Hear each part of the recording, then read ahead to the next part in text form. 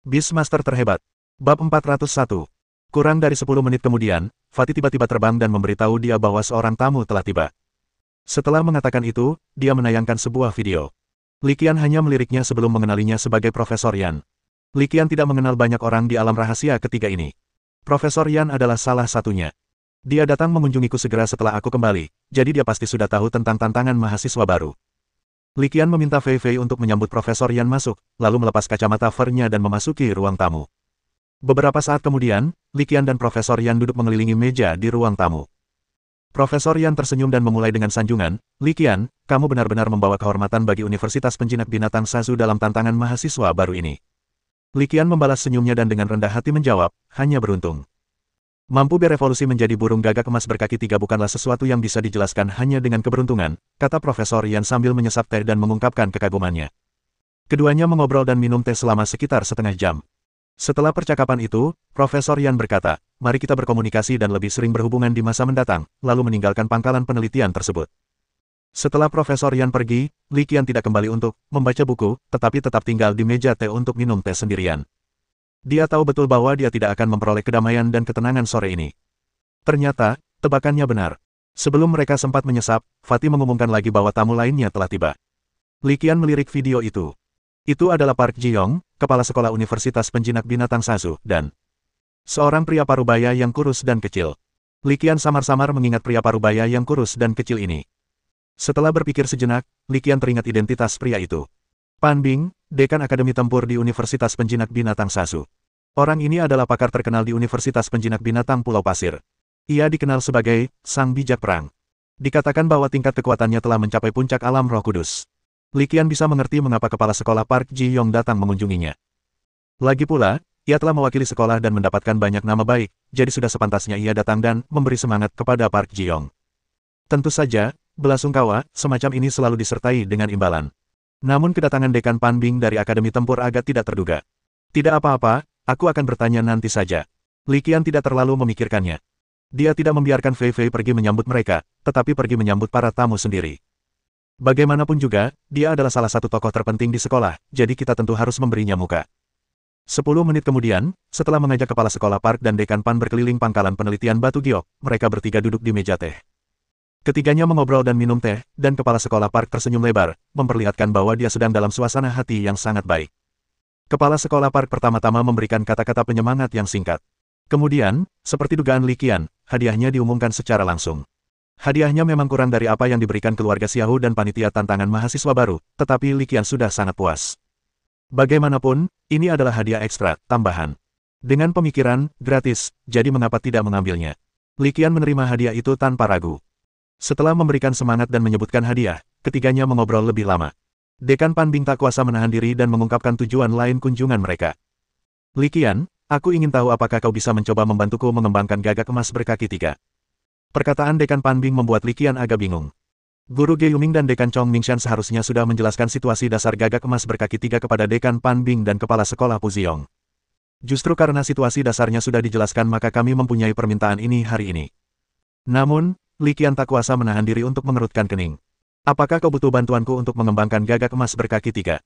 Melihat keraguan di benak Li Qian, kepala sekolah Park menambahkan, tingkat kekuatan mental Dekan Pan telah mencapai tingkat legenda setengah langkah. "Tidak akan lama lagi sebelum aku mencapai level legendaris. Namun, sejauh ini, kami belum menemukan hewan peliharaan yang cocok untuk membuat kontrak."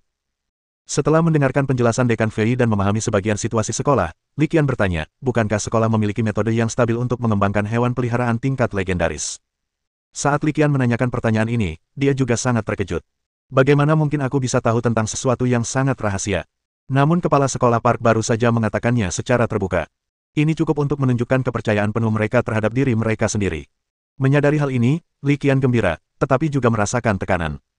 Kepala sekolah Park tidak berusaha menyembunyikan apapun dan melanjutkan, sekolah memang memiliki dua metode evolusi yang stabil untuk hewan peliharaan tingkat legendaris. Namun, evolusi kedua hewan peliharaan ini sangat sulit. Yang terpenting, kedua hewan peliharaan ini tidak cocok dengan bakat Dekan Pan dalam mengendalikan binatang.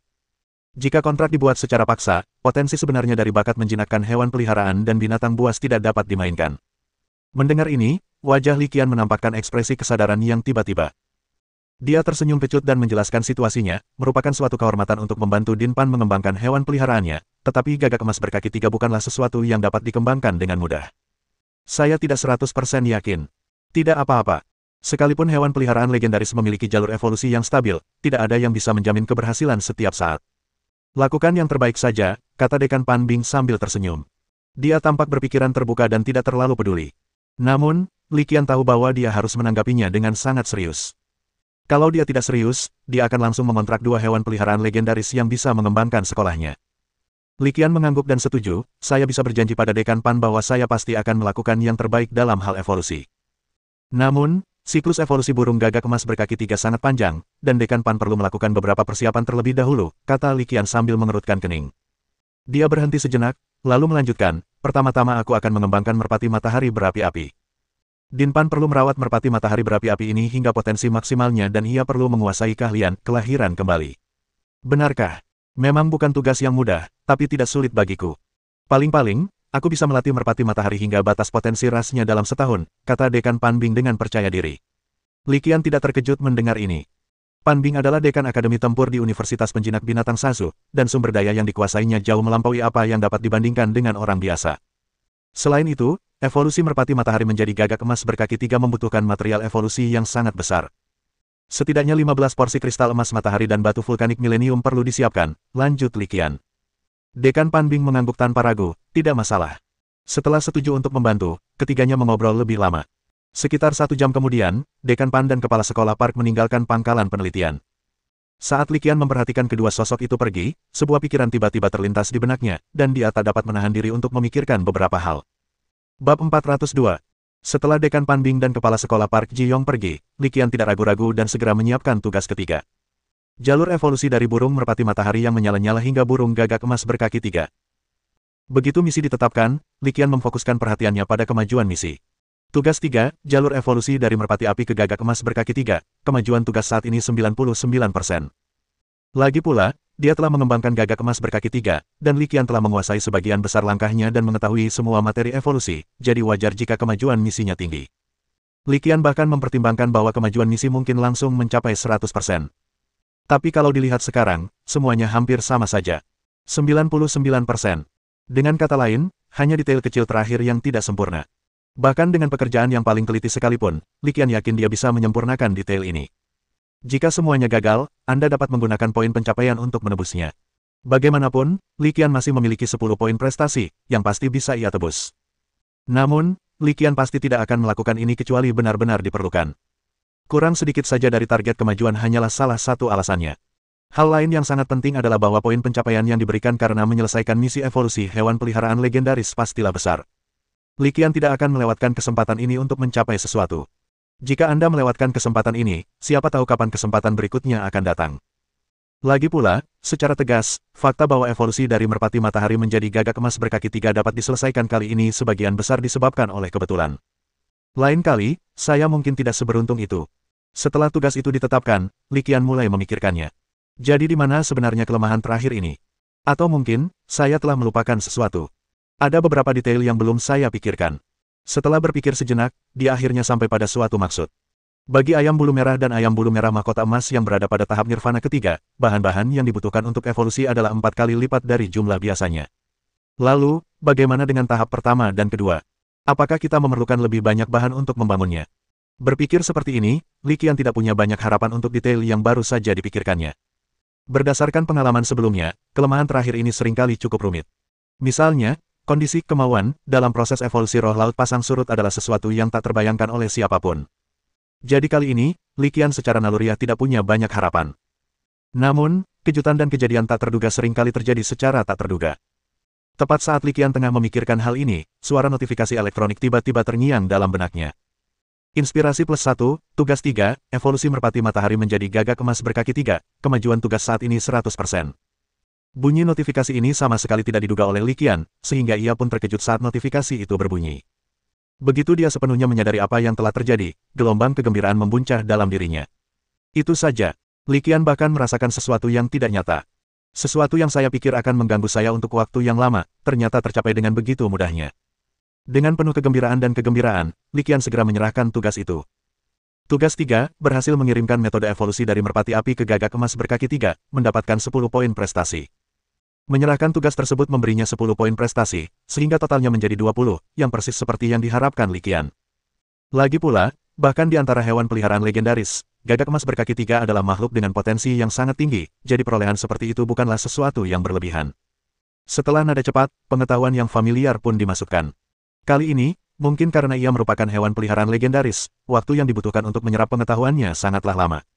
Butuh waktu sekitar setengah jam bagi Li Qian untuk bangun dari keadaan infus. Setelah menyerap ilmu yang ditanamkan padanya, Li Qian tak dapat menahan perasaan beruntung. Kemampuanku untuk menyelesaikan evolusi ini memang berkat banyak kebetulan dan faktor tak terduga. Bahkan jika Li Qian harus melakukannya lagi, dia mungkin tidak dapat melakukannya. Dia hanya akan mempunyai gambaran umum tentang banyak rinciannya jika dia tidak diberi pengetahuan tersebut. Langkah pertama adalah evolusi dari ayam bulu merah menjadi ayam bulu merah mahkota emas. Seperti dugaannya, 2 dan 3 rumput awan api dibutuhkan untuk nirvana pertama dan kedua. Tidak banyak rincian yang perlu diperhatikan di bagian ini. Namun, tahap kedua, yang merupakan evolusi dari ayam bulu merah mahkota emas menjadi merpati matahari, memerlukan lebih banyak perhatian terhadap detail. Setiap kelahiran kembali membutuhkan serangkaian materi evolusi tambahan. Selain itu, daya pengapian juga perlu ditingkatkan secara bertahap. Hal ini menunjukkan bahwa keputusan Li Qian untuk menggunakan pembakaran intens alih-alih semburan api merupakan keputusan yang sangat bijaksana. Pada akhirnya, ini soal menyerang saat besi masih panas, lalu melemah, dan akhirnya kelelahan. Langkah ini kemungkinan besar akan berhasil jika dimulai segera setelah ayam bulu merah mahkota emas baru saja menyelesaikan evolusinya. Menunda proses sampai energi dalam ayam bulu merah mahkota emas telah melewati fase aktifnya dan mulai mereda akan secara signifikan mengurangi tingkat keberhasilan. Terakhir, ada tahap ketiga, yaitu wujud lengkap merpati matahari yang berevolusi menjadi gagak emas berkaki 3. Sebenarnya, langkah ini terkait dengan langkah kedua. Langkah ini melibatkan rincian terbanyak. Ada 3 poin utama. Poin pertama adalah waktu pelepasan ketiga bulu tersebut. Ketiga bulu tersebut tidak dapat dilepaskan satu per satu. Harus dilepaskan sekaligus. Tahap berikutnya adalah tahap melahap jiwa sisa. Jiwa yang tersisa ini pasti memiliki kualitas legendaris. Selain itu, mereka harus dalam keadaan lemah atau terikat. Jika tidak, ia mungkin berbalik dan merasuki tubuh gagak emas berkaki 3. Burung gagak emas berkaki 3, dalam tahap evolusinya, sebenarnya cukup rapuh. Setelah mengatur semua pengetahuan yang diberikan kepadanya, Li Qian mengangguk puas. Setelah memahami sepenuhnya proses evolusi, Li Qian 100% yakin bahwa, asalkan persiapannya sudah matang, dia bisa membantu Dekan Pan Bing mengembangkan burung gagak emas berkaki 3. Setelah menyerap semua pengetahuan yang telah ditanamkan dalam dirinya, Li Qian menutup matanya untuk beristirahat dan menunggu dengan tenang. Tidak lama kemudian, kekuatan spiritual yang dahsyat tiba-tiba melonjak keluar dari bagian tubuh Li Qian, lalu menyambar langsung ke atas kepalanya, dan akhirnya mengalir ke istana Niwan miliknya. Li Qian dapat merasakan suara hancurnya penghalang alam kecil, dan itu terjadi beberapa kali berturut-turut. Setelah perasaan itu mereda, Li Qian mulai menikmatinya dengan hati-hati, dan kemudian senyum tak terkendali muncul di bibirnya. Umpan balik evolusi kali ini sangatlah murah hati. Kekuatan mentalnya langsung meningkat dari tahap awal komandan ke tingkat keempat komandan, yang merupakan tingkat menengah komandan. Sementara itu, saat Li Qian mengalami peningkatan kekuatan spiritualnya. Di sisi lain, Kepala Sekolah Park Ji-yong dan Dekan Pan Bing juga sedang mendiskusikan sesuatu. Din Pan, aku serahkan masalah ini padamu. Kepala Sekolah Park memperingatkan, setelah insiden ini, Li Qian kemungkinan besar masuk dalam daftar pembunuhan organisasi sekte tersebut. Kita bisa melindunginya 100% di sekolah, tapi kita juga tidak bisa mengabaikan keluarganya. Kelompok sesat kemungkinan besar akan memanfaatkan ini. Meskipun saya tahu Biro Keamanan Publik sudah diam-diam memantau situasi, untuk memastikan semuanya berjalan lancar, kita juga perlu mengirim seseorang untuk mengawasi dan memastikan tidak ada yang terlewat. Jangan khawatir, aku sudah mengatur orang untuk menangani masalah ini. Aku bahkan sudah memberi mereka beberapa kartu as. Pasti tidak akan ada masalah, kata Dekan Pan Bing dengan percaya diri. Hal ini menyangkut apakah dia dapat dengan cepat meningkatkan kekuatan tempurnya setelah naik ke level legendaris, jadi dia tidak berani ceroboh sedikitpun. Bab 403. Sekitar setengah jam setelah Dekan Pan Bing dan Kepala Sekolah Pu Ziyong pergi, Dekan Fei tiba. Dekan Fei, silakan duduk. Li Qian menyambut Dekan Fei ke dalam pangkalan penelitian, mengganti daun teh, dan melanjutkan menyeduh. Untungnya, Fei Fei sudah menyiapkan teh di pangkalan penelitian. Kalau tidak, aku tidak akan tahu bagaimana cara menjamu tamu. Aku tidak bisa membiarkan mereka minum air putih begitu saja. Mereka kembali duduk di meja teh kecil, yang sudah mereka kunjungi untuk ketiga kalinya hari itu, dan mulai mengobrol. Setelah beberapa saat, Dekan Fei langsung ke intinya. Ia mengulurkan tangannya, dan sebuah lencana muncul di telapak tangannya. Li Qian menatapnya dengan saksama dan langsung mengenalinya sebagai lencana petualang biasa. Melihat lencana petualang biasa, Li Qian segera teringat sesuatu, dan kemudian ekspresi kegembiraan muncul di wajahnya. Dia tidak bertanya lebih jauh, tetapi langsung ke pokok permasalahan dan bertanya, Din Fei, apakah ini untukku? Ya, Din Fei tersenyum, senyum tipis tersungging di bibirnya, memberikan jawaban tegas. Berdasarkan penampilanmu yang luar biasa dalam tantangan mahasiswa baru ini, aku secara khusus melamarmu dari Asosiasi Beastmaster. Hebat! Li Qian melihat lencana petualang itu, yang memiliki warna latar belakang berbeda dari yang sudah dimilikinya, dan kegembiraannya tampak jelas. Sekarang, aku bisa pergi ke alam dimensi untuk berlatih. Melihat Li Qian begitu bahagia, Dekan Fei mengingatkannya, dengan kemampuanmu, kau pasti bisa mendapatkan lencana petualang di tahun pertamamu. Aku hanya akan memberikannya sedikit lebih awal. Tapi kau juga harus berhati-hati. Saat kau pergi ke alam dimensi untuk berlatih, kau harus melakukannya dengan mengutamakan keselamatanmu sendiri. Li Qian tahu bahwa Dekan Fei melakukan ini demi kebaikannya sendiri, jadi dia mengangguk dan bersenandung sebagai jawaban. Setelah menganugerahkan lencana petualang, tindakan Dekan Fei tidak berhenti di situ. Ia juga membawa kabar, kudengar Anda sedang meneliti evolusi kucing ekor 9. Kucing ekor 9 saat ini merupakan satu-satunya hewan peliharaan yang diketahui memiliki jalur yang jelas menuju kemajuan. Potensinya masih sangat luar biasa. Banyak pusat pengembangbiakan universitas dan perusahaan besar sedang menelitinya. Ia menatap Li Qian dan melanjutkan, di bidang dimensi yang dikuasai Universitas Penjinak Binatang Sasukita, yang merupakan wilayah tempat kota Yuntian dan kota Feishuang berada, terdapat banyak sekali hewan peliharaan yang menyerupai kucing, banyak di antaranya adalah kucing berekor. Jadi, seperti yang Anda duga, sekolah kami juga telah melakukan penelitian terhadap genus kucing berekor 9 dan telah menemukan jalur evolusi kucing berekor 5. Melihat tatapan penuh harap Li Qian, Dekan Fei langsung berkata, metode evolusi ini akan dikirimkan ke alamat email Anda selanjutnya. Li Qian memahami maksud Dekan Fei dan menunjuk hidungnya, maksudmu, metode evolusi ini untukku. Dekan Fei tersenyum, tetapi tidak langsung menjawab. Ia malah mengangguk, menunjukkan sikapnya. Sekolah tersebut secara langsung memberikan Li Qian metode evolusi kucing berekor 5, yang sangat membantunya. Ia bisa melewati tahap penelitian kucing berekor 5 dan langsung memasuki tahap penelitian kucing berekor 6. Sebelumnya, Li Qian telah berjanji kepada senior Adu bahwa ia akan memberinya seekor kucing berekor 4. Kucing berekor 4 itu hanya memiliki potensi puncak, dan nilai potensinya biasa saja. Awalnya, Li Qian merasa sedikit berhutang budi, tetapi sekarang dia telah langsung naik ke kucing berekor 5 dan potensi rasnya telah maju ke tahap awal tuan besar, itu sudah cukup untuk membalas pihak lain, dan bahkan lebih dari cukup. Memikirkan hal ini, Li Qian sudah memutuskan. Ia memutuskan bahwa setelah berevolusi menjadi kucing berekor 5 dalam beberapa hari, ia akan meninggalkan pesan kepada senior Adu untuk menanyakan apakah ia bisa menghubunginya. Secara logika, dia tidak bisa terus-menerus berada di alam dimensi. Dia pasti harus kembali ke dunia nyata untuk beristirahat atau mengisi perbekalan, baru kemudian dia bisa melihat pesannya sendiri. Tidak lama setelah mengumumkan hadiah kedua, Dekan Fei pergi, dan Li Qian secara pribadi mengantarnya ke pintu masuk pangkalan. Sebelum pergi, Dekan Fei menyampaikan kabar baik kepada Li Qian, sekolah telah memberinya hak istimewa khusus, yang memungkinkannya bebas memilih untuk mengikuti atau tidak mengikuti kursus manapun di perguruan tinggi pelatihan. Asal lulus ujian akhir, ia akan mendapatkan SKS seperti biasa. Li Qian bahkan bisa langsung melanjutkan ke ujian akhir tahun kedua atau ketiga. Asal lulus ujian, ia bisa naik kelas. Yang lebih keterlaluan lagi, mulai semester depan, Li Qian sudah bisa menyerahkan tesis kelulusannya, dan asalkan tesisnya lolos tinjauan sekolah, dia bisa langsung lulus.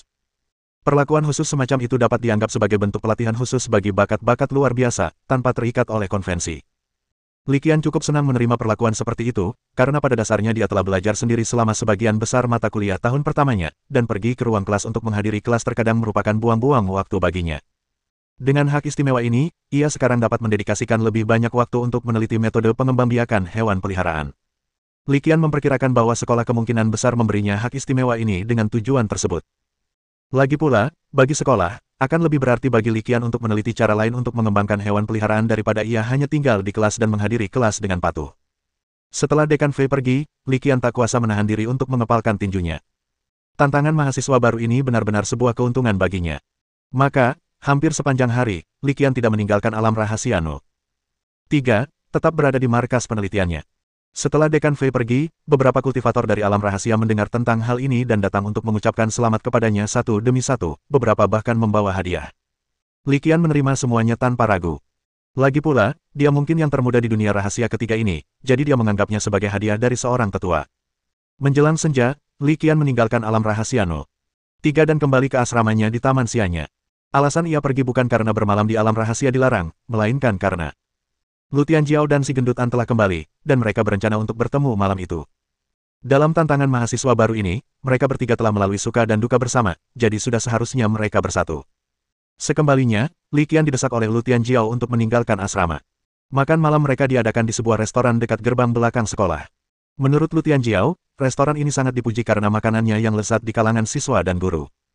Bahkan sebelum mereka mencapai tujuan, mereka bertemu dengan dua orang lainnya, keduanya cukup besar, tepat saat mereka tiba di gerbang belakang sekolah. Namun, fisik kedua pria itu benar-benar berbeda. Yang satu gemuk, dan yang lainnya kuat. Yang gemuk itu An Pangzi, dan yang kuat itu teman sekamarnya, Zahar, seorang pria etnis minoritas Gaochang berjanggut lebat yang tampak berusia sekitar 30 tahun. Qianzi, ke sini. Dari kejauhan, keduanya melihat Li Qian dan Lu Tianjiao, dan Fatian segera melambaikan tangan untuk menyambut mereka. Bab 404. Li Qian pernah melihat teman sekamarnya sebelumnya saat melakukan panggilan video dengan Fatian. Kalau dipikir-pikir sekarang, memang masih ada perbedaan. Dia terlihat sedikit lebih tua daripada yang ada di video. Li Qian tersenyum dan berjalan mendekat, berjabat tangan dengan Zahar. Halo, nama saya Li Qian. Sebelum dia sempat menyelesaikan bicaranya, Zahar menyela, aku pernah mendengar tentangmu dari Fatian sebelumnya. Seorang mahasiswa baru yang jenius di Akademi Kultivasi. Dia hanya membual. Petik 2. Setelah bertukar beberapa kata santai, kelompok itu mulai berjalan menuju pintu belakang. Sesaat kemudian, mereka pun sampai di restoran yang kabarnya mempunyai reputasi bagus. Saat itu jam makan siang, dan restoran masih cukup ramai. Restoran itu disebut Sacheng Renjia. Nama itu membuat bibir Li Qian berkedut, dan dia tak dapat menahan diri untuk berpikir tentang sebuah permainan di kehidupan masa lalunya di mana saudara-saudara datang dan melawan aku. Terlalu banyak orang dan tidak cukup meja, jadi Li Qian dan ketiga temannya menunggu di pintu masuk toko. Sambil menunggu, mereka pun mengobrol santai tentang sesuatu. Fatian, ku beritahu, kekuatan mentalku sudah mencapai level komandan. Aku meminjam beberapa poin dari beberapa penduduk desa dan murid senior yang kukenal, jadi aku bisa langsung pergi ke alam rahasia ketiga untuk menukarnya dengan hewan peliharaan, kata Zahar dengan bangga. Kata-kata Zahar menarik perhatian Li Qian. Zahar, apa saja syarat dan ketentuan untuk bertukar hewan peliharaan di wilayah rahasia ketiga sekolah kita? Zahar tertawa dan berkata, tentu saja ada syaratnya, 3 yang paling jelas adalah kredit akademik, poin, dan tingkat kekuatan mental. Selain itu, kinerja kelas sehari-hari dan kualitas pribadi siswa juga merupakan faktor referensi penting. Permohonan harus diajukan. Departemen terkait di sekolah akan meninjau formulir permohonan. Baru setelah peninjauan disetujui, poin dapat digunakan untuk menukarkan hewan peliharaan di alam rahasia ketiga atau. Dia berhenti sejenak, lalu melanjutkan, mintalah para peternak di alam rahasia ketiga untuk mengambil tindakan untuk mengembangkan hewan peliharaan kontrak yang ada. Tidak bisakah ini dilakukan di pusat hewan peliharaan di kota Sasukita? Li Qian masih sedikit ragu. Zahar menggelengkan kepalanya. Beda. Mengevolusi atau membeli hewan peliharaan di pusat hewan peliharaan di luar sekolah jauh lebih mahal daripada di sekolah. Lagi pula, beberapa hewan peliharaan langka tidak bisa dievolusikan atau dibeli di pusat hewan peliharaan di luar sekolah. Kalau begitu, aku akan mengucapkan selamat sebelumnya. Setelah mendapatkan gambaran umum tentang informasi evolusi atau pembelian hewan peliharaan di alam rahasia ketiga, Li Qian berkata sambil tersenyum tipis. Sederhananya, alam rahasia No. 3 ini bukan hanya tempat yang disediakan oleh Universitas Penjinak Binatang Pulau Pasir bagi beberapa peternak untuk melakukan penelitian pengembangbiakan, tetapi juga tempat bagi guru dan siswa di semua tingkat sekolah untuk bertukar dan mengembangkan hewan peliharaan. Li Qian merasa bahwa pengaturan dan penataan seperti itu cukup manusiawi. Hal ini memungkinkan beberapa siswa berbakat untuk mendapatkan hewan peliharaan dengan potensi tinggi dengan biaya yang relatif wajar. Ini dapat dianggap sebagai bentuk pelatihan tidak langsung. Para pelatih memperoleh poin, yang dapat mereka gunakan untuk penelitian selanjutnya, sehingga menciptakan siklus positif. Sebelumnya, Dekan Fei telah menyebutkan kepadanya bahwa basis penelitian batu giok telah memenuhi persyaratan untuk masuk daftar pertukaran. Ternyata Li Qian hanya memiliki pemahaman yang samar-samar tentang masalah ini, tetapi setelah mendengarkan penjelasan Zahar, dia memiliki pemahaman yang lebih jelas. Sekembalinya dia akan membuka jalur pertukaran untuk raksasa batu dan kucing ekor 5. Dengan cara ini, mahasiswa berprestasi yang memenuhi persyaratan dapat langsung bertukar hewan peliharaan di tempat penelitiannya. Sedangkan untuk jenis hewan peliharaan lainnya, seperti Azure Scarlet Dragon dan Frostfire Demon Salamander, akan tersedia nanti.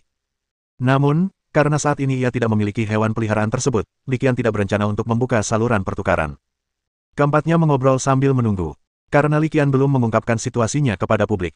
Bahkan Fatian dan Lu Tianjiao tidak menyadari bahwa dia telah mengambil alih pangkalan penelitian batu giok di alam rahasia No. 3. Oleh karena itu, mereka tidak meragukan situasi Li Qian.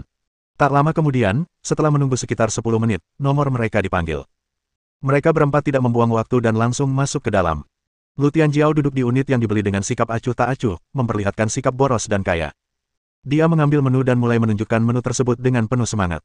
Setelah menunjuk dan memberi isyarat sebentar, ia menyerahkan menu kepada pelayan, lalu menepuk dadanya dan berkata, kita bertiga telah melewati suka dan duka bersama dalam perjalanan ke Universitas Penjinak Binatang Kansai untuk tantangan mahasiswa baru, begitu pula Zahar bersaudara. Jadi, makan malam ini aku yang traktir. Makan dan minum sepuasnya, jangan khawatirkan dompetku. Lu Tianjiao tidak hanya berpura-pura kaya. Ia benar-benar kaya. Li Qian tidak bersikap sopan padanya, langsung menyingkirkan mangkuk dan sumpit, lalu bersikap menunggu dan melihat. Dia tipe orang yang suka dapat barang gratis. Dia nggak akan pernah melewatkan kesempatan makan dan minum gratis. Mereka bertiga memesan 10 hidangan, memenuhi meja kecil hingga penuh. Karena mereka masih mahasiswa dan tidak bisa minum alkohol, mereka memesan selusin minuman ringan sebagai gantinya. Meski begitu, mereka sangat puas setelah menyantap hidangan yang mereka santap dengan lahap. Makanan di sini sesuai dengan reputasinya. Sungguh lezat. Mereka akhirnya menyelesaikan makan malam mereka dan kembali ke asrama sekitar pukul 9.30 malam. Keesokan harinya, sementara siswa lainnya pergi ke kelas, Li Qian dengan santai pergi ke alam rahasia ketiga lagi. Dia pulang agak larut tadi malam, ditambah dengan pekerjaan evolusi tempur yang telah dilakukannya akhir-akhir ini, dia benar-benar kelelahan, jadi dia tidak memeriksa pesan dan langsung tidur. Ketika Li Qian bangun pagi ini, ia mengenakan kacamata fur-nya dan memeriksa kotak masuknya. Ia menemukan memang ada email tambahan di kotak masuknya. Li Qian tidak langsung membuka email tersebut. Ia malah berjalan-jalan ke pangkalan penelitian giok di alam rahasia 03, menemukan kursi malas, berbaring, lalu mulai memeriksanya. Seperti dugaannya, email itu memang berisi informasi tentang evolusi kucing berekor 4 menjadi kucing berekor 5. Li Qian tidak terburu-buru. Dia membacanya dengan cermat, kata demi kata. Butuh waktu hampir 1 jam baginya untuk membaca semua konten. Setelah membacanya, ekspresi kegembiraan luar biasa tampak di wajahnya. Isi email ini sungguh di luar dugaan. Yang paling penting di antaranya adalah proses evolusi dari kucing berekor 4 menjadi kucing berekor 5. Ini adalah bentuk evolusi dari kucing berekor 4 yang berevolusi dengan memakan bintang laut. Proses evolusi ini cerdik, tetapi sebenarnya tidak terlalu sulit. Proses evolusi tidak hanya membutuhkan energi mental yang cukup, tetapi juga tubuh fisik yang sesuai. Kucing berekor 4 perlu mempelajari keterampilan yang disebut lap dance. Ini adalah keterampilan menghindar dan memberi buff.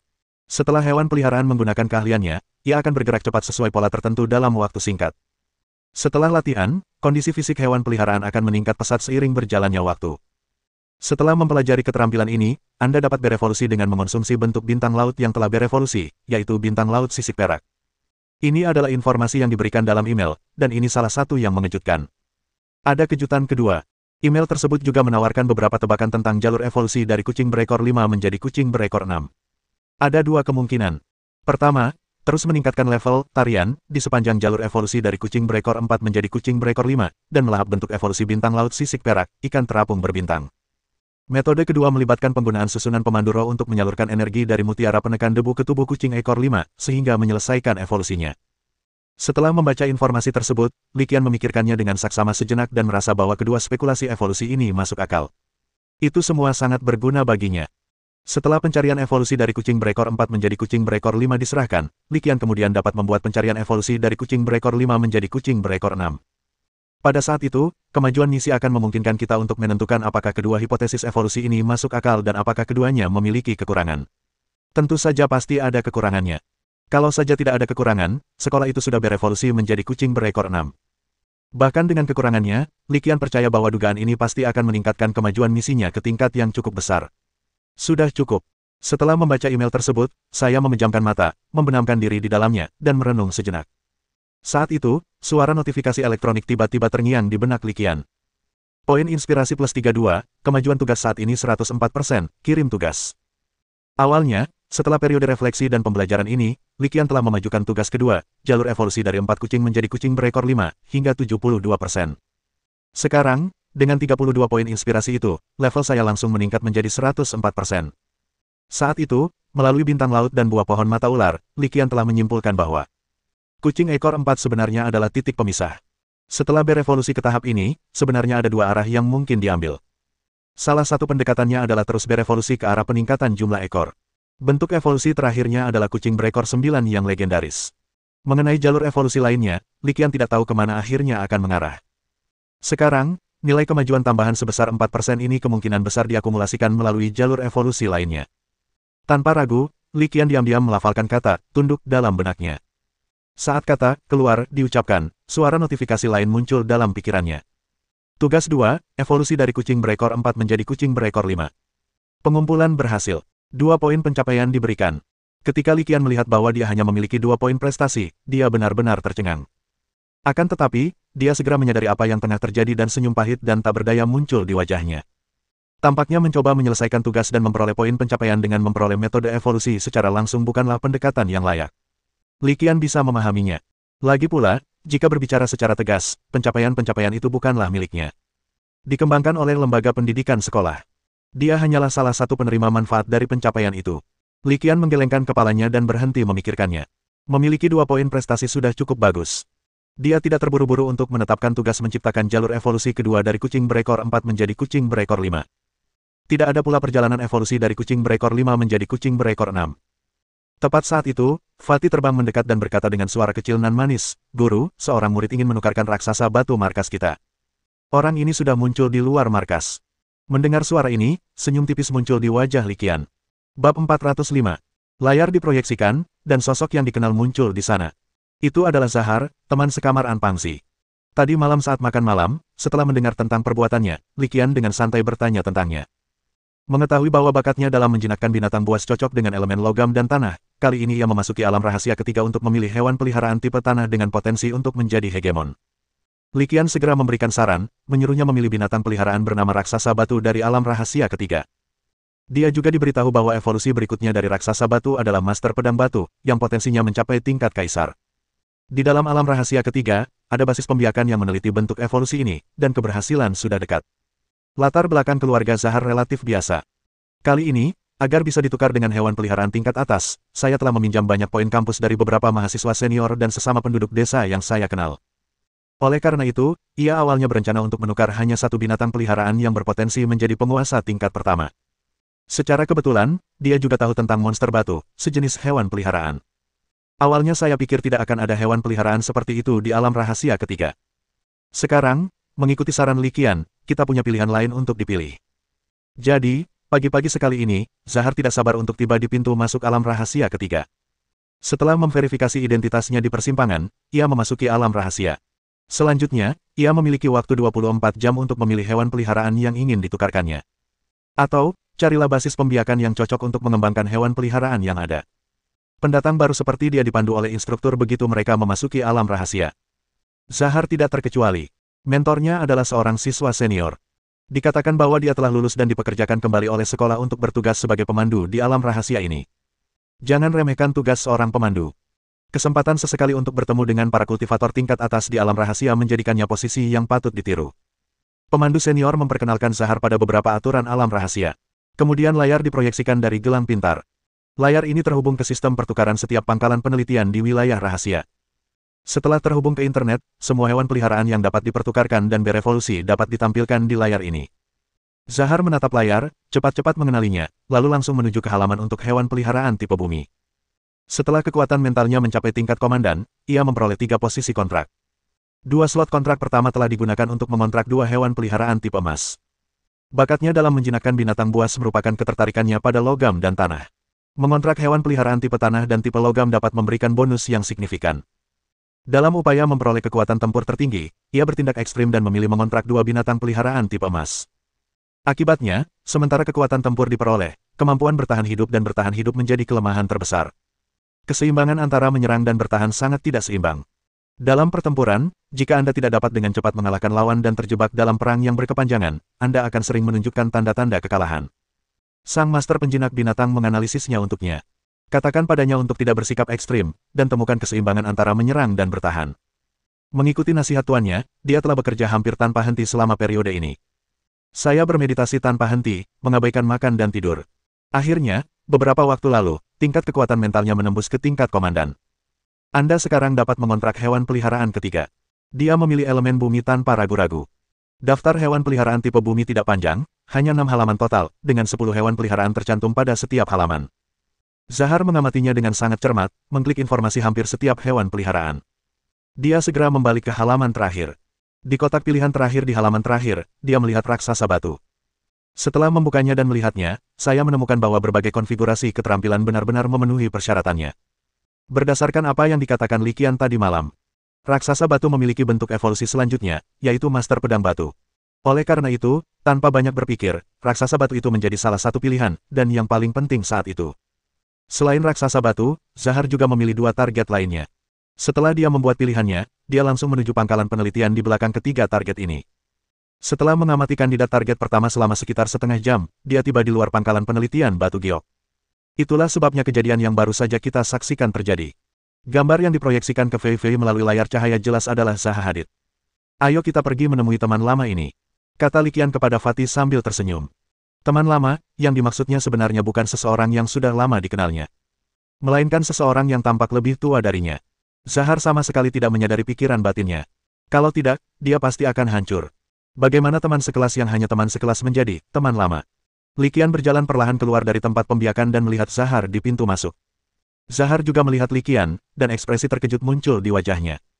Namun, dia segera menyadari apa yang terjadi. Tadi malam, setelah kembali ke asramanya, dia masih bertanya-tanya bagaimana Li Qian tahu tentang berita dari alam rahasia No. 3. Sekarang kasusnya terpecahkan, dan buktinya tak terbantahkan. Ternyata dia adalah seorang magang di pangkalan pelatihan ini. Selain itu, raksasa batu itu adalah binatang peliharaan yang diciptakan oleh mentornya. Tidak heran dia tahu berita ini. Li Qian, kau merahasiakannya dariku begitu lama. Aku tak menyangka kau magang di sini. Zahar tertegun melihat Li Qian, tapi ia segera menyadari apa yang terjadi dan menghampirinya, menepuk pundaknya. Praktik. Mendengar ini, Li Qian tersenyum tipis tetapi tidak mengatakan apa-apa lagi. Dia mengulurkan tangannya dan menyambut Zahar ke pangkalan penelitian. Ini adalah pertama kalinya Zahar memasuki alam rahasia ketiga. Ini juga pertama kalinya saya memasuki pangkalan penelitian. Jadi, dia seperti Nenek Liu yang sedang berkunjung ke Grandview Garden, melihat-lihat dan menyentuh segala hal, penasaran dengan segala hal. Kak, kamu benar-benar hebat. Aku nggak ngangka kamu bisa menyelinap ke alam rahasia ketiga dan magang di sini. Zahar tertawa terbahak-bahak. Tidak apa-apa, jawab Li Qian santai, tanpa memberikan penjelasan lebih lanjut. Hah, kenapa tidak banyak hewan peliharaan di pangkalan penelitian ini? Setelah berkeliling sebentar, Zahar bertanya dengan bingung. Li Qian menatap Zahar, kau ingin bertanya mengapa kita tidak melihat raksasa batu itu, kan? Li Qian sepenuhnya menyadari pikiran Zahar. Jadi dia langsung mengungkapkan apa yang dipikirkan pria itu. Hehe. Zahar terkekeh malu setelah Li Qian mengetahui pikirannya, dan menggaruk kepalanya dengan malu. Di dalam alam rahasia, semua hewan peliharaan dibiarkan bebas berkeliaran. Pangkalan penelitiannya hanya seluas itu, dan tidak bisa menampung begitu banyak hewan peliharaan di penangkaran. Li Qian memberikan penjelasan santai, lalu menginstruksikan Fei Fei, bahwa dia ke raksasa batu nomor 1, nomor 2, dan nomor 3. Mendengar ini, mata Fei Fei bergerak cepat sambil memancarkan seberkas cahaya. Di dalam layar cahaya, 5 titik merah terlihat jelas, berkilauan samar dan kadang-kadang bergeser sedikit. Tanpa diragukan lagi, kelima titik merah ini menandai lokasi raksasa batu berkepala 3 dan 2 kucing berekor 4. Bab 406. Proyeksi di layar hanya berlangsung beberapa saat sebelum menghilang setelah lokasi batu raksasa itu dikonfirmasi. Ikut aku. Makhluk gemuk yang tampak seperti maskot Fua itu mengepakkan sayap kecilnya dan berbicara dengan suara kecil yang manis lagi sebelum memimpin jalan keluar dari pangkalan penelitian.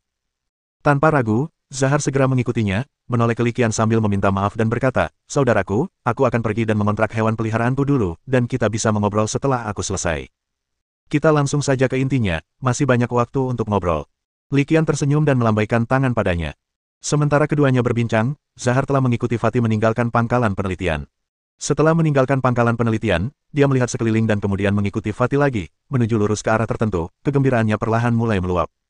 Setelah berlari sekitar 10 menit, Zahar dan Fatih tiba di tujuan mereka satu demi satu. Sejauh mata memandang, itu adalah area terbuka dengan vegetasi yang relatif jarang.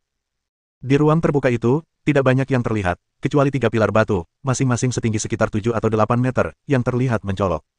Fei Fei tidak membuang waktu, terbang ke 3 pilar batu, dan mengitarinya beberapa kali.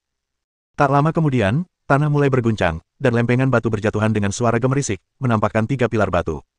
Itu adalah raksasa batu berkepala 3, setingkat komandan. Zahar menatap raksasa batu berkepala 3 yang terbangun dari pilar batu, matanya dipenuhi keterkejutan, dan tetap terdiam untuk waktu yang lama. Setelah keterkejutan awal datanglah kegembiraan luar biasa. Ketiga batu raksasa itu, masing-masing tingginya sekitar 6 meter, tampak sangat mengesankan dan mendominasi.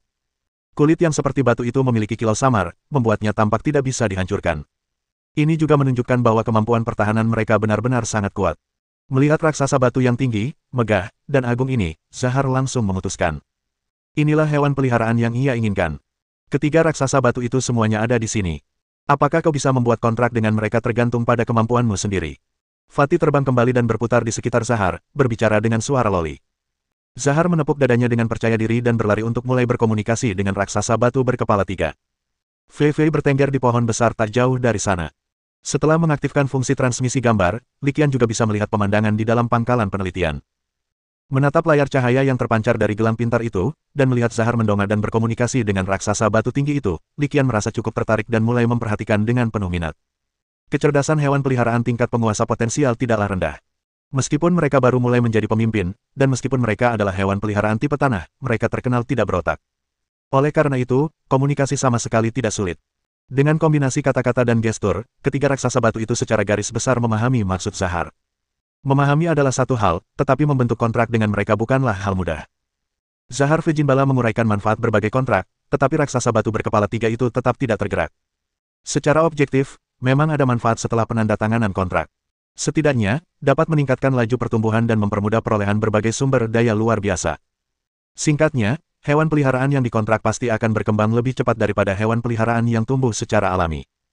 Ini pula sebabnya mengapa kebanyakan hewan peliharaan tidak keberatan membuat kontrak dengan penjinak binatang manusia. Namun ini tidak mutlak. Beberapa hewan peliharaan cukup resistan terhadap kontrak.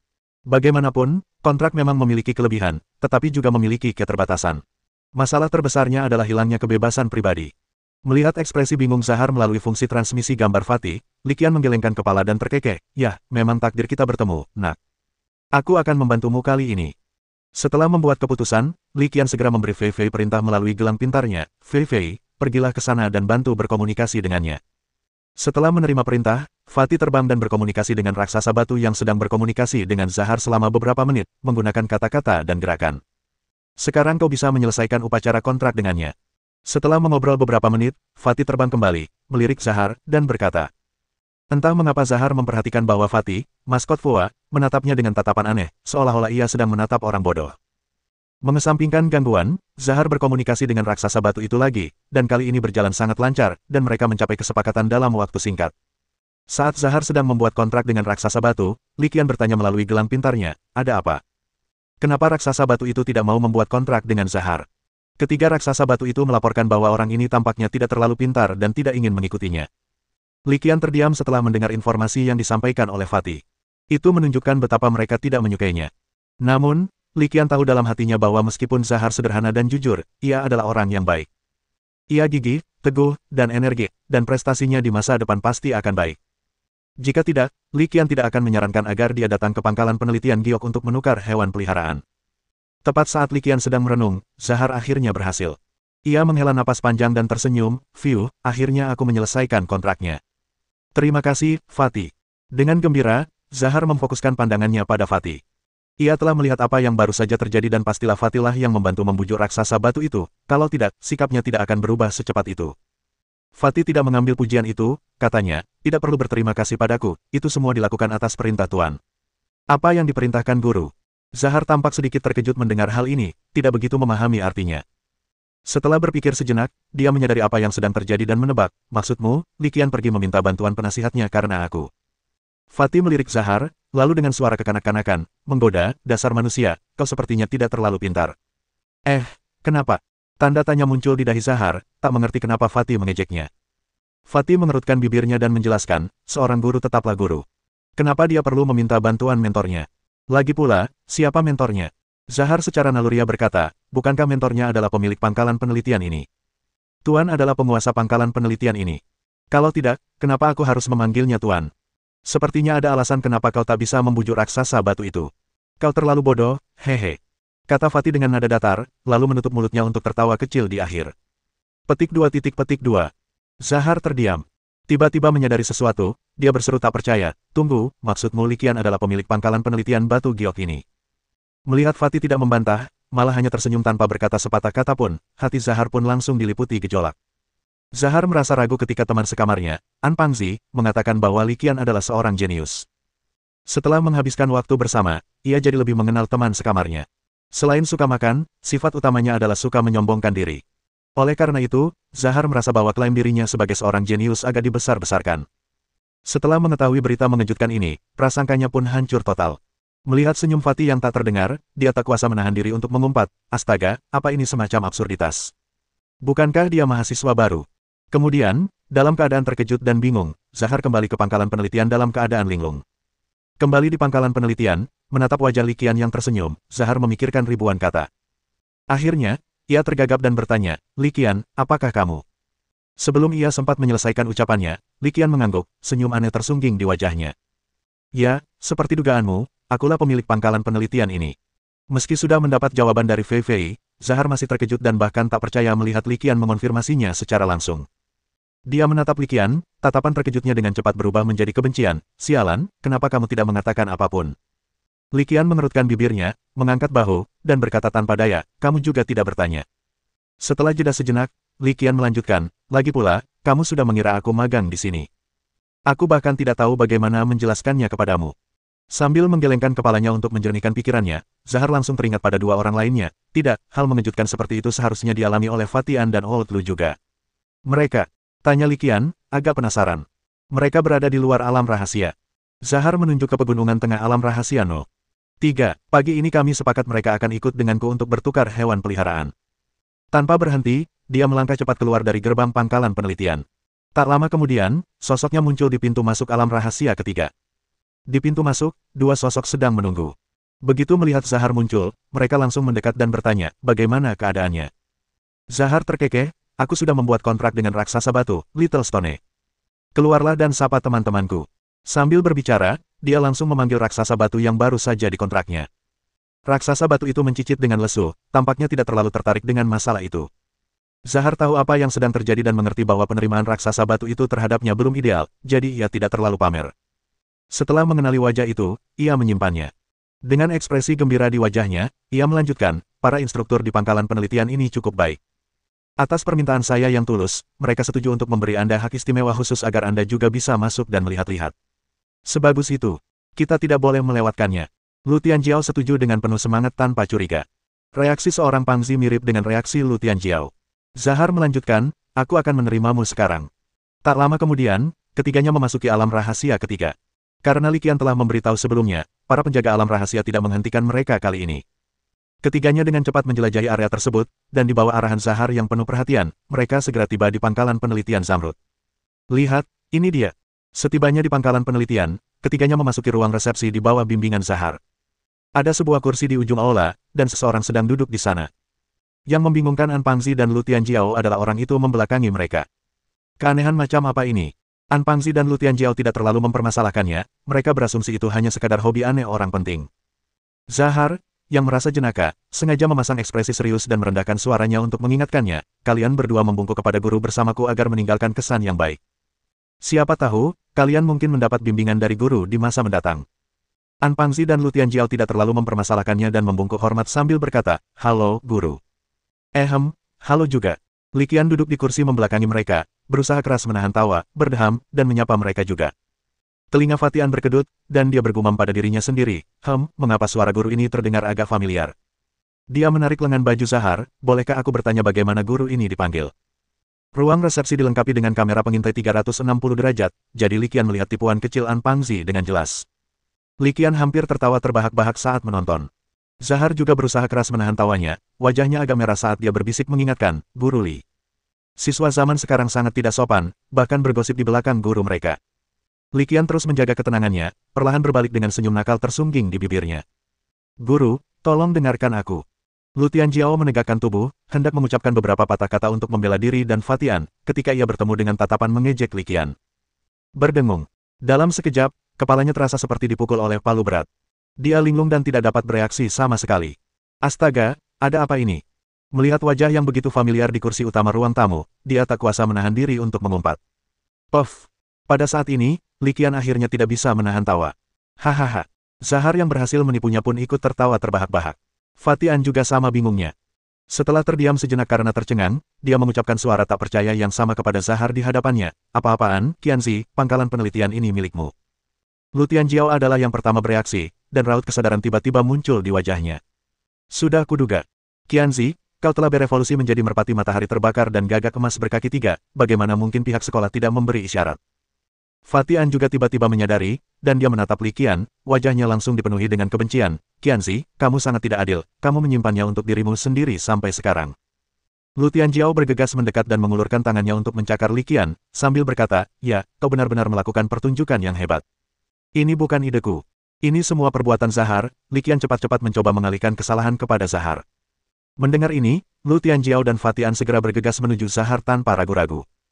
Tak lama kemudian, mereka bertiga mulai berkelahi dengan riang. Li Qian menyaksikan adegan ini, tersenyum, dan menggelengkan kepala.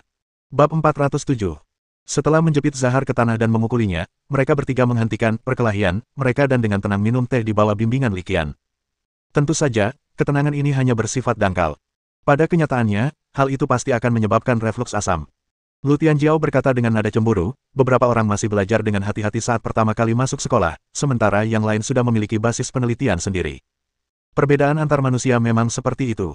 Mendengar ini, bibir Li Qian sedikit berkedut. Aku tak bisa berbuat apa-apa. Ini hanya bakatku. Rasanya seperti sedang hamil. Ketika saatnya tiba, kau tak bisa menyembunyikannya sekeras apapun kau mau. Mendengar ini, ekspresi Lu Tianjiao menjadi semakin menarik. Melihat ekspresi puas Li Qian, aku tidak ingin melakukan apapun selain meninjunya.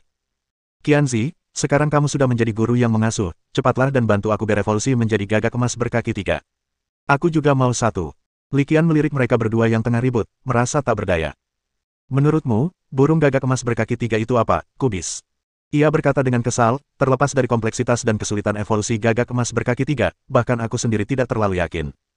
Sejujurnya, terakhir kali di kota Moyuan, keberuntungan memainkan peran besar. Li Qian mulai meredam harapan mereka, dengan berkata, sekalipun ia benar-benar dapat berevolusi, saat ia berhasil berevolusi adalah saat ia akan maju ke level legendaris.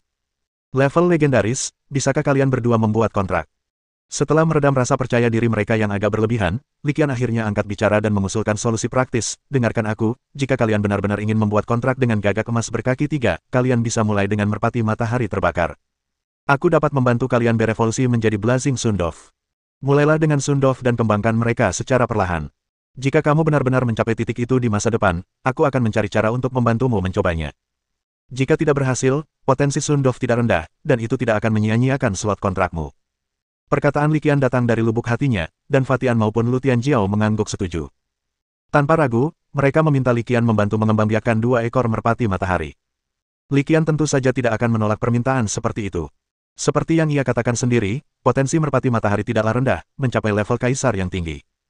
Sekalipun ia tidak dapat berevolusi menjadi gagak emas berkaki 3 di masa depan, ia akan tetap menjadi kekuatan tempur yang tangguh.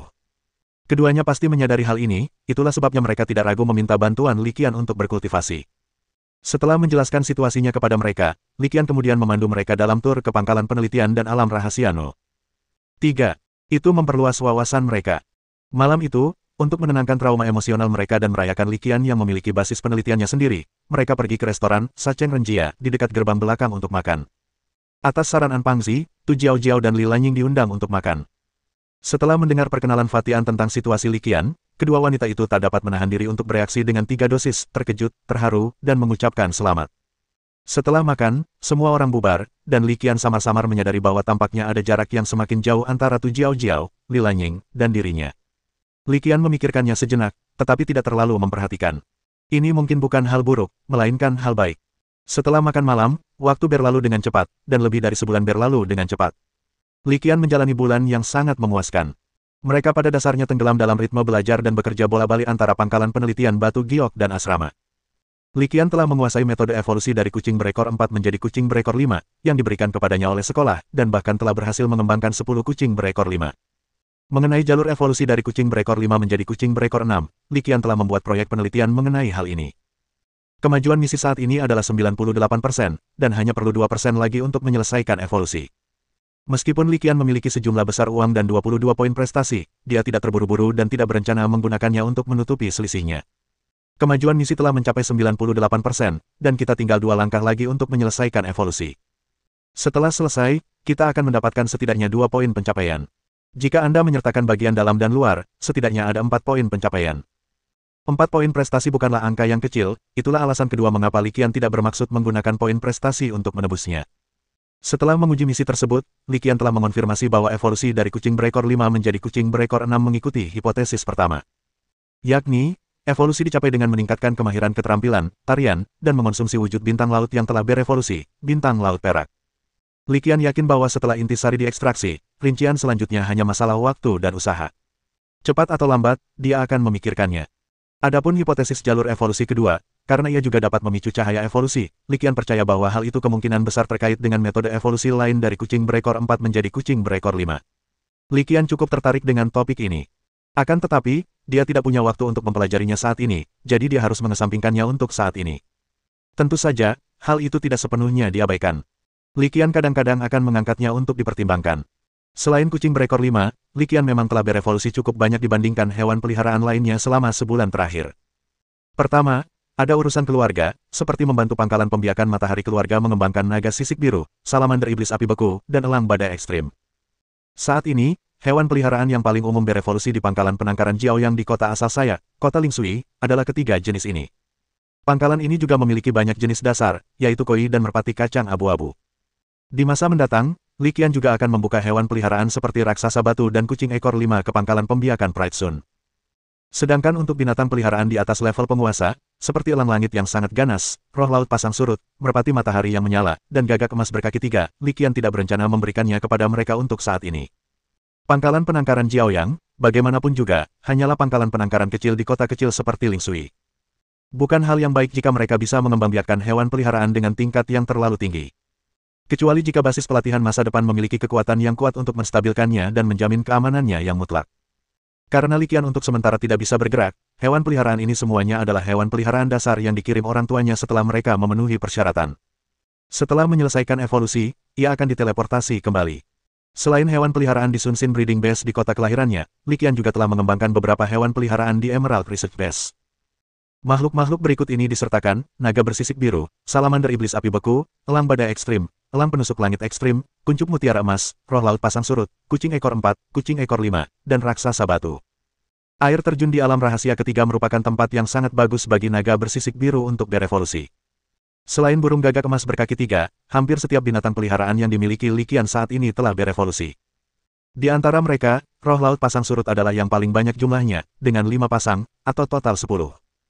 Alasan utamanya adalah ia ingin segera meningkatkan kualitas hewan peliharaan di pangkalan penelitian, jadi ia langsung membeli 5 pasang tunas mutiara emas yang potensi rasnya telah mencapai batasnya. Selain kelima pasang roh laut pasang surut ini, proses evolusi lebih banyak roh laut pasang surut akan jauh lebih lambat. Karena semua hewan peliharaan berikutnya akan mulai dari tahap pearl budding dan berevolusi secara bertahap. Sedangkan untuk Blazing Sundove dan Extreme Fierce Sky Eagle, masing-masing hanya 2 yang berevolusi. Tak ada jalan lain. Kedua hewan peliharaan ini membutuhkan prasyarat yang cukup berat, dan mereka tidak mungkin diproduksi massal dalam waktu singkat. Faktanya, Li Qian sudah beruntung karena telah mengembangkan 2 di antaranya hanya dalam waktu sebulan, setelah memilih ayam bulu merah dan merpati kacang abu-abu yang berpotensi tinggi. Bab 408. Kini telah tiba tanggal 20 Desember. Dunia ini juga memiliki kalender lunar yang mirip dengan kalender di kehidupan sebelumnya, yaitu kalender lama. Banyak festival mengikuti kalender lunar, dan tahun baru tidak terkecuali. Li Qian melakukan perhitungan cepat, ada 45 hari tersisa sampai tahun baru, dan hanya tersisa 1 bulan sampai akhir semester. Kalau dipikir-pikir kembali, semester ini berlalu cukup cepat. Hal ini membuat Li Qian merasa sedikit sedih. Hari itu, setelah menyelesaikan studinya dan penelitian, Li Qian bersiap meninggalkan alam rahasia No. 3. Di pintu keluar pegunungan tengah, Li Qian menyadari bahwa Ying Lao, yang sering dilihatnya, tidak ada di sana, jadi dia dengan santai bertanya kepada petugas yang bertugas, mengapa Ying Lao tidak ada di sini hari ini. Pak Tua Ying punya rencana lain, dan saya tidak begitu paham detailnya, jawab perwira muda itu. Mendengar ini, Li Qian tidak terlalu memikirkannya dan melangkah menjauh dari alam rahasia itu. Alasan dia bertanya dengan santai adalah karena dia memiliki hubungan baik dengan Tuan Ying. Tuan Ying adalah salah satu dari sedikit teman yang ia dapatkan dalam sebulan terakhir ini, dan mereka dapat dianggap sebagai teman meskipun perbedaan usia mereka. Li Qian pernah bertanya padanya apa perannya di dunia rahasia ini. Orang tua berambut dan berjanggut putih itu hanya mengatakan bahwa dia bertanggung jawab atas beberapa pekerjaan keamanan dan penjagaan di alam rahasia ini. Melihatnya berkeliaran tanpa tujuan, Li Qian menduga identitasnya mungkin tidak sesederhana yang ia klaim. Namun, karena mereka bukan teman dekat, Li Qian tidak melanjutkan masalah ini. Bagaimanapun, karena orang itu berada di dunia rahasia ini, pastilah dia adalah seorang ketua dari sekte tersebut. Setelah penyelidikan singkat, Li Qian tidak berlama-lama dan langsung meninggalkan alam rahasia itu. Sambil menggendong kucing berekor 5 ke pesta penjinakan binatang, Li Qian tiba di gerbang belakang sekolah. Tak jauh dari gerbang belakang, ia bertemu Alduri, senior yang melindungi tim mereka saat memasuki dimensi terakhir. Yaitu, Senior Adu. Aku pernah meninggalkan pesan teks untuknya, dan akhirnya dia membalas. Perjalanan ini untuk bertemu dengannya. Dibandingkan terakhir kali kita bertemu, Senior Adu sudah sedikit berubah. Perubahan terbesarnya adalah ia telah mencukur jenggot tebalnya. Namun, karena jenggotnya tebal, dia tidak terlihat lebih muda. Keduanya bertemu di sebuah restoran, tidak jauh dari Sacheng Renjia, tempat mereka makan sebelumnya. Li Qian tidak tahu apa-apa tentang restoran ini, dan sebenarnya, ia tidak terlalu peduli dengan hal-hal semacam itu. Makanan di dunia rahasia itu cukup enak, baik untuk makan siang maupun makan malam, jadi ia biasanya tidak makan di luar. Saat mereka bertemu, Senior Du sudah memesan makanan, dan sambil menunggu makanan disajikan, keduanya mengobrol. Li Qian mengeluarkan bola penjinak binatang kucing ekor 5 dan berkata, "Ini dia, Senior Adu, ini hadiah yang kujanjikan padamu. Kau menemukan metode evolusi kucing berekor 4 secepat itu." Senior Adu menatap bola penjinak binatang yang dikeluarkan Li Qian, wajahnya menunjukkan ekspresi terkejut. Meskipun Li Qian telah menjelaskan tujuan pertemuan tersebut dalam pesan teks, Senior Adu masih merasa agak tidak percaya setelah menerima konfirmasinya. Li Qian menyerahkan bola penjinak binatang kepada Senior Adu, yang kemudian menggelengkan kepalanya penuh arti setelah menerimanya. Melihat Li Qian menggelengkan kepala, Senior Adu terkejut, tidak begitu mengerti maksudnya. Ia bertanya ragu-ragu, apakah kamu gagal berevolusi dengan sukses? Bukan berarti evolusinya gagal. Evolusinya sendiri baik-baik saja. Tapi hewan peliharaan yang kuberikan padamu bukanlah kucing berekor 4. Li Qian berbicara, senyum selalu tersungging di wajahnya. Melihat Senior Du masih benar-benar bingung, Li Qian berhenti berbelit-belit dan mengungkapkan kebenaran secara langsung, hewan peliharaan yang kuberikan padamu adalah kucing berekor 5. Apa? Mendengar ini, Adu Senior berseru, itu kucing ekor 5. Kamu berevolusi menjadi kucing ekor 5. Untungnya, tempat mereka makan adalah sebuah ruangan pribadi yang kecil. Jika tidak, ledakan amarah mereka yang tiba-tiba itu pasti sudah menarik perhatian orang lain sejak lama. Itu hanya kucing berekor 5, Senior Adu, tidak perlu terlalu terkejut. Li Qian berkata dengan tenang, sebenarnya, jika kamu bisa menunggu, paling lama beberapa bulan lagi, yaitu semester depan, aku pasti bisa meneliti metode evolusi kucing berekor 6, lalu aku bisa memberimu kucing berekor 6. Perkataan santai Li Qian membuat Senior Adu terdiam. Juniorku hanyalah seorang jenius dalam mengasuh, tidak seorang anak ajaib dalam mengasuh. Setelah terkejut, ia langsung melambaikan tangannya tanda menolak, tidak, kucing berekor 5 saja sudah cukup. Malah, akulah yang seharusnya membayarmu untuk biaya pembiakannya. Li Qian tersenyum dan berkata, Senior, kita tidak perlu terlalu sopan. Kita hanya 2 kucing. Melihat Senior Du mulai menghitung biaya pelatihannya, Li Qian segera menghentikannya dan berkata, jika kamu akan memberiku biaya pelatihan, itu terlalu formal. Akhirnya, karena desakan Li Qian, biaya pelatihan Adu tidak dikirimkan. Sebelum makanan dihidangkan, Senior Adu tidak sabar untuk memanggil kucing ekor 5. Melihatnya yang jauh lebih besar daripada kucing berekor 4, dengan 5 ekor, dan sikapnya yang tenang dan anggun seperti macan tutul, Senior Adu dipenuhi dengan kasih sayang. Setelah mengamatinya dari atas ke bawah sejenak, tanpa ragu dia pun langsung membuat kontrak dengan kucing berekor 5 di ruang pribadi itu. Karena insiden kucing ekor 5, suasana hati mereka berdua sedang baik, dan hidangan pun disajikan dengan cepat. Senior Adu bahkan memanggil pelayan dan memesan beberapa hidangan lagi. Melihat ini, Li Qian tidak menolak. Senior Du adalah orang yang lugas, dan dia merasa sedikit berhutang budi padanya. Di meja makan, dia bahkan menepuk dadanya dan berjanji jika Li Qian meminta sesuatu padanya di masa depan, dia tidak akan pernah menolaknya jika dia bisa melakukannya. Li Qian langsung setuju, sambil berkata bahwa dia pasti akan memikirkannya jika dia membutuhkan sesuatu di masa mendatang. Padahal kata-katanya itu hanya sekedar ucapan sopan. Mengingat kemampuan Adu, dia tidak akan mampu membantu Li Qian jika dia menemui masalah di masa depan. Selama percakapan, Senior Adu bercerita tentang apa yang terjadi di alam dimensi baru-baru ini. Meskipun Li Qian telah mendapatkan lencana petualang biasa, ia belum memasuki alam dimensi selama periode tersebut, jadi ia tidak tahu apa yang terjadi. Ia mendengarkan dengan penuh minat. Saat Li Qian mendengarkan, alisnya langsung berkerut ketika Senior Du menyebutkan peristiwa besar baru-baru ini. Apa katamu? Sebuah celah dimensi yang dalam dan permanen telah muncul di wilayah yurisdiksi kota Bangol terbang di alam dimensi. Tanya Li Qian segera. Li Qian juga mengetahui beberapa informasi tentang celah dimensi yang lebih dalam. Seperti halnya keretakan dimensi yang dapat muncul antara dunia nyata dan bidang dimensi lainnya, keretakan dimensi juga dapat muncul antara bidang dimensi permukaan dan bidang dimensi yang lebih dalam. Ini adalah keretakan dimensi yang mendalam. Melalui celah dimensi yang dalam, seseorang dapat memasuki bidang dimensi yang lebih dalam lagi. Lencana petualang biasa milik Li Qian saat ini hanya memungkinkan dia untuk berpetualang di alam dimensi yang lebih dangkal. Untuk memperoleh pengalaman di alam dimensi yang lebih dalam, Anda harus memperoleh lencana petualang tingkat tinggi. Menurut pemahaman Li Qian, seluruh dunia dimensi bagaikan bawang bombay, yang tiap bidang dimensinya hanya kulit luarnya saja. Bidang dimensi tempat Cloud Sky City berada adalah bidang dimensi dangkal. Lebih jauh di dalamnya, terdapat bidang dimensi tingkat kedua, bidang dimensi tingkat ketiga, bidang dimensi tingkat keempat, dan seterusnya. Informasi pasti yang diterima Li Qian sejauh ini adalah bahwa bidang dimensi yang berhubungan dengan seluruh kota Sazu baru menjelajahi tingkat keempat bidang dimensi tersebut. Dan itu benar-benar hanya eksplorasi. Di alam dimensi keempat, tidak ada poster depan, kota, atau benteng yang dibangun. Karena tidak mungkin untuk dipertahankan. Di seluruh Federasi Asia Timur, hanya area yang berhubungan dengan Universitas Penjinak Binatang Zonghai dan Universitas Penjinak Binatang Kyoto yang telah menjelajahi bidang dimensi kelima dan keenam. Bab 409. Menurut pemahaman Li Qian, pasti ada retakan tingkat dalam di metaplanet tingkat dangkal. Sebagian besar meta retakan tingkat dalam ini mengarah ke meta bidang tingkat kedua, dan sebagian kecil mengarah ke tingkat ketiga. Dalam hal tingkat bahaya, keretakan dimensi yang mengarah ke tingkat yang lebih dalam lebih berbahaya. Keretakan dimensi ini sebagian besar bersifat sementara, meski ada beberapa yang permanen, tetapi jumlahnya sangat sedikit. Sejauh pengetahuan Li Qian, saat ini, di bidang dimensi dangkal, hanya Frost City yang memiliki keretakan dimensi permanen dan berskala besar. Inilah sebabnya Frostfall City dibangun sebagai salah satu dari hanya 2 kota besar. Retakan dimensi permanen lainnya berskala lebih kecil dan telah ditutup atau ditinggalkan tanpa pengawasan dengan tanda peringatan. Inilah asal-muasal berbagai tempat berbahaya di metaplan tingkat dangkal. Federasi Asia Timur meninggalkan celah dimensi ini, yang akhirnya membentuk area berbahaya, juga untuk mengasah keterampilan para petualang. Tempat-tempat ini berbahaya, tetapi tingkat bahayanya tidak terlalu tinggi. Selain itu, bahaya terbesar pada metaplana dangkal adalah retakan tidak stabil yang terbuka secara tidak teratur. Retakan yang tidak stabil seperti itu biasanya tidak bertahan lama. Aktivasinya terutama dipengaruhi oleh gelombang energi dari bidang dimensi tingkat dalam. Tentu saja, jika Anda memahami beberapa prinsip dasarnya, Anda dapat memanfaatkan situasi dan menunda atau menunda dimulainya. Alasan mengapa gelombang mayat hidup muncul di metaplan dangkal di bawah yurisdiksi Universitas Penjinak Binatang Kansai, yaitu di dalam wilayah kota Moyuan, adalah karena organisasi pemujaan memanfaatkan hal ini. Informasi intelijen ini diberikan secara proaktif oleh manajemen senior sekolah selama periode ini. Li Qian tahu bahwa sejak ia berevolusi menjadi gagak emas berkaki 3, sekolah telah mendaftarkannya sebagai anggota inti dan melatihnya sesuai dengan standar anggota inti. Izinnya juga sangat tinggi. Dapat dikatakan bahwa dia berhak mengetahui apa saja selama itu tidak melibatkan rahasia sekolah yang paling mendasar. Berdasarkan informasi dan kecerdasan ini, Li Qian secara bertahap mulai memahami hanya sebagian kecil dari situasi sebenarnya di dunia ini. Cukup basa-basinya, mari kita beralih ke sisi lain.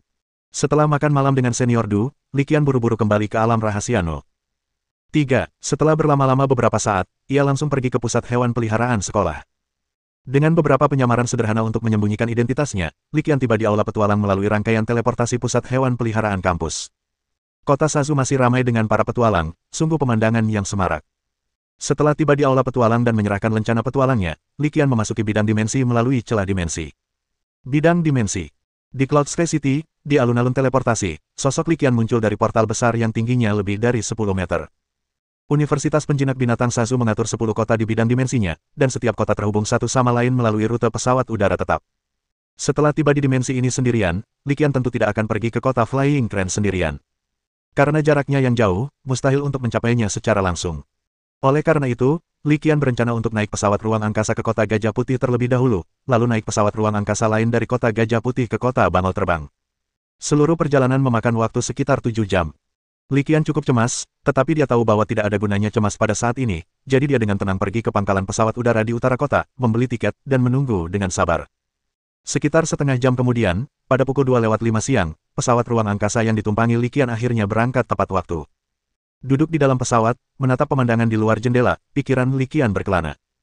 Kemunculan celah dimensi yang lebih dalam di kota Feihe niscaya akan menarik masuknya sejumlah besar makhluk luar biasa tingkat tinggi, yang menimbulkan ancaman serius terhadap keselamatan kota. Sejak naik ke tingkat kaisar, Tai Lao telah dipromosikan menjadi komandan garnisun kota kecil kota Feihe. Dengan munculnya celah dimensi tingkat dalam yang permanen di wilayahnya, ia tidak mungkin berdiam diri saja. Li Qian cukup akrab dengan kepribadian Tai Lao. Semoga Patua Tai baik-baik saja. Li Qian hanya bisa berdoa dalam hatinya sekarang. Untungnya tidak ada berita buruk yang datang. Ini satu-satunya hal yang bisa menghibur Li Qian saat ini. Pesawat luar angkasa itu sangat cepat, melampaui sebagian besar binatang peliharaan setingkat penguasa. Dengan kecepatan seperti itu, terbang tanpa henti, dibutuhkan waktu sekitar 3 jam untuk mencapai kota Gajah Putih.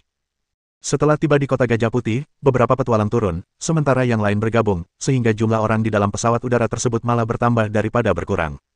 Li Qian tampaknya tidak terlalu peduli dengan hal ini. Sekarang dia hanya berharap pesawat udara itu dapat melanjutkan penerbangannya sesegera mungkin.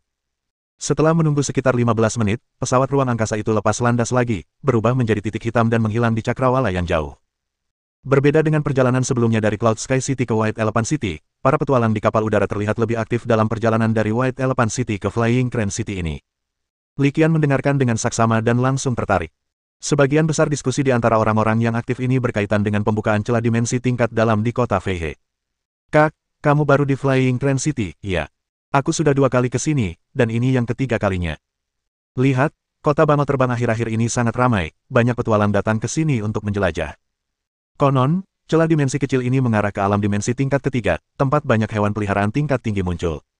Jenis hewan peliharaan apa saja yang tersedia? Anehnya, tapi sebagian besar hewan peliharaan di celah dimensi kecil ini sebenarnya adalah hewan pengerat. Kurasa kita telah menimbulkan masalah. Saudaraku, jangan remehkan. Selain sumber daya luar biasa di celah dimensi, banyak hewan pengerat ini yang sangat berharga untuk dilatih.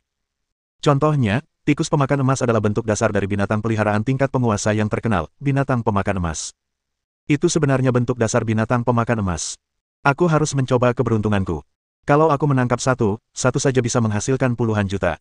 Setelah mendengar apa yang kau katakan, saudaraku, aku jadi tidak sabar. Petik 2.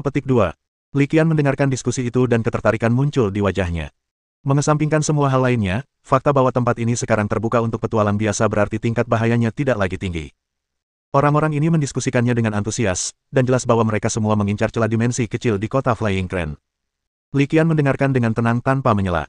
Tidak seperti orang-orang ini, tujuan sejatinya di sini bukanlah untuk mengambil risiko, bukan pula untuk tikus pemakan emas atau sumber daya luar biasa di alam dimensi yang lebih dalam. Mereka datang untuk mengunjungi Old Tai, bukan untuk menemuinya. Tentu saja, karena dia sudah ada di sini, jika dia memastikan Penatua Tai aman dan sehat, dia akan mencoba masuk dan berlatih di dalam. Kapal udara itu terbang selama hampir 4 jam lagi, dan ketika Li Qian akhirnya melihat garis besar kota Bangau Terbang, dia tidak bisa menahan perasaan sedikit gelisah.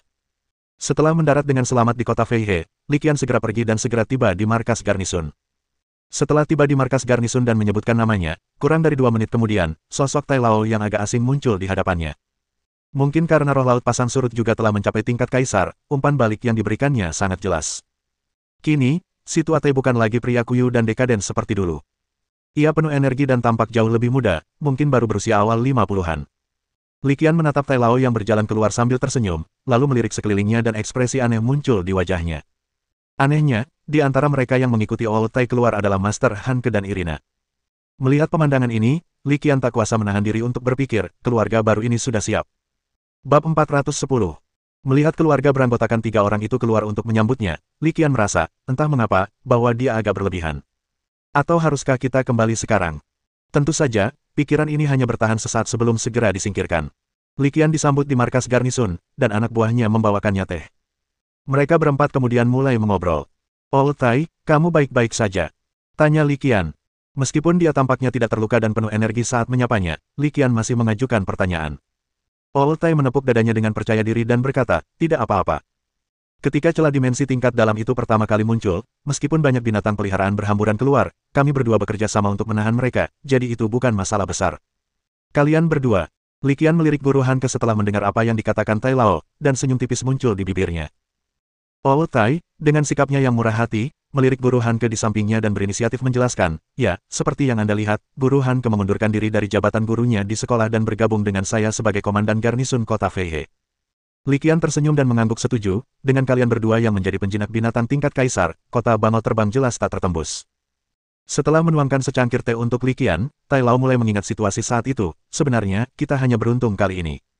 Tanpa jeda, dia melanjutkan, jika Anda, Guru Han Ke, tidak dibawa masuk sebelumnya, gelombang pertama gelombang binatang buas mungkin akan mengalami masalah. Li Qian mengerutkan kening dan mendesak, apa yang terjadi? Ceritakan detailnya. Guru Han Ke melanjutkan, selama gelombang pertama pasang surut binatang buas, 3 binatang peliharaan tingkat kaisar muncul, binatang pemakan emas yang bermutasi, tikus racun roh, dan tikus aurora. Tikus aurora, khususnya, secepat kilat dan serangannya mustahil untuk dilawan. Si tua Tai berkata dengan rasa takut yang masih tersisa, kalau cuma aku pasti takkan sanggup melawan mereka. Aku beruntung bisa berbaring di tempat tidur seperti ini. Li Qian juga khawatir tentang Tai Lao, tetapi dia segera tertawa dan bercanda, itulah sebabnya aku memberitahumu, cinta membawa keberuntungan. Li Qian mengamati Tai Lao dari atas ke bawah dengan sangat serius, lalu memberikan penilaian yang adil, kamu seperti pohon tua yang berbunga, pohon layu yang hidup kembali. Puff. Irina, yang berdiri di dekatnya, tak dapat menahan tawa keras ketika mendengar komentar Li Qian. Si tua Tai merasa sangat malu. Ia melirik Li Qian dan berkata, bagaimana kau bisa menggambarkannya seperti itu? Setelah mengobrol sebentar, Li Qian menoleh ke Irina dan bertanya, senior, apa yang kamu lakukan di sini? Irina menatap kedua tetua itu dan berkata dengan nada aneh, setelah kejadian seperti ini, sebagai anak mereka, setidaknya kita harus datang dan melihat mereka. Itu benar. Li Qian mengangguk setelah mendengar ini. Meskipun aku tahu mereka tidak dalam bahaya, aku tetap harus datang dan mengunjungi mereka. Li Qian menggaruk kepalanya, agak malu, lalu berkata, sejujurnya, aku cukup malu. Seharusnya aku datang lebih awal, tapi akhir-akhir ini aku sibuk dengan penelitianku dan sebagian besar berada di dunia rahasia, jadi aku belum mendapat informasi yang cukup. Dia menjelaskan, saya baru mengetahui hal ini pada siang hari ini, dan saya langsung bergegas. Old Tai melambaikan tangannya, memberi isyarat agar Li Qian tidak perlu ambil pusing. Hei, ini bukan masalah besar. Pada saat itu, Irina tiba-tiba teringat sesuatu. Li Qian, tahukah kamu di mana celah dimensi tingkat dalam ini muncul? Di mana? Li Qian sedikit bingung dan bertanya tanpa sadar. Irina membuat semua orang tetap tegang dengan berkata, kau tahu. Hampir seketika Irina mengucapkan kata-katanya, Li Qian menyadari, lembah itu. Guru Han mengerutkan kening, agak bingung, dan berkata, ya, memang aneh bahwa celah dimensi tingkat dalam ini, yang muncul belum lama ini, sebenarnya muncul di lembah tempat roh laut pasang surut berevolusi. Ini memang suatu kebetulan, tetapi tidak ada penjelasan lain selain kebetulan. Irina melanjutkan percakapan, sekarang, sebuah desa berbenteng telah dibangun di lembah itu. Hanya dalam waktu setengah bulan, skalanya menunjukkan tanda-tanda akan menyamai ukuran sebuah pos terdepan. Itu terlalu dibesar-besarkan. Li Qian agak terkejut. Pos terdepan itu seukuran kota, dan dia cukup terkejut bahwa pos itu dibangun dalam skala sebesar ini dalam waktu yang begitu singkat. Sekarang ada lebih dari 1000 petualang yang berkumpul di sana secara rutin. Irina mengangguk, juga agak terkejut, meskipun dia sudah mengetahuinya. Dengan begitu banyak orang, bagaimana kalau terjadi sesuatu pada mereka? Bukankah itu berbahaya? Li Qian merasa sedikit khawatir ketika mendengar angka yang agak keterlaluan ini. Dia bukan tipe orang yang benar-benar mulia dan peduli terhadap negara dan rakyatnya, tetapi dalam kemampuannya, dia pasti akan membantu orang lain jika dia bisa. Ini juga menjadi alasan mengapa Li Qian berusaha sekuat tenaga membantu pihak berwenang selama krisis di kota Moyuan. Old Tai tersenyum dan berkata dengan percaya diri, jangan khawatir, ini bukan masalah besar. Dari ketiga hewan peliharaan tingkat kaisar itu, 1 mati dan 2 terluka. Mereka pasti tidak akan berani membuat masalah untuk saat ini. Li Qian cukup tertarik. Setelah berpikir sejenak, ia berkata, saya akan melihatnya besok. Aku akan pergi bersamamu, jawab Irina tanpa ragu. Li Qian agak bingung ketika mendengar ini. Ia menatap Irina dan bertanya, senior, apa kau tidak perlu kembali ke sekolah? Irina menyesap tehnya dan berkata dengan santai, saya sudah lama lulus, dan beberapa hari yang lalu saya melamar untuk tinggal di kota Bangal Terbang sebagai wakil utusan. Saya akan ditempatkan di sini secara permanen mulai sekarang. Li Qian tiba-tiba menyadari, melirik keluarga Tai Lao yang baru terbentuk, dan mengangguk, itu bagus, mereka sangat bahagia bersama.